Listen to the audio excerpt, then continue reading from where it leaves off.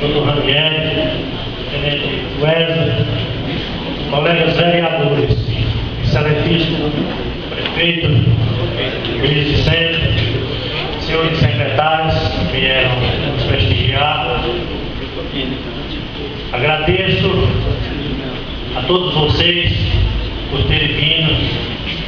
Agradeço a Deus nesse momento tão importante de nossas vidas, pois começa hoje os trabalhos dessa casa, onde tenho a alegria, a grande satisfação de fazer parte dela, pois foi confiado esse voto, os votos para que aqui eu faça parte.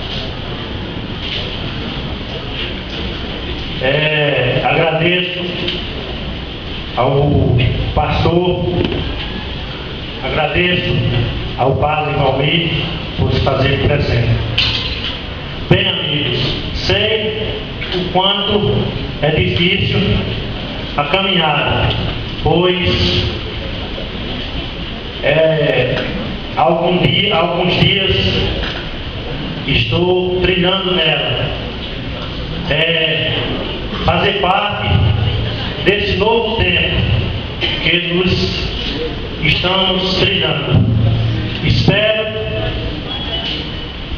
um Deus que ilumine as nossas mentes, os nossos corações, para que nós possamos nos dar o melhor da gente para a igualdade social, a melhoria dos nossos munícipes, pois é grande o déficit social que existe nessa cidade.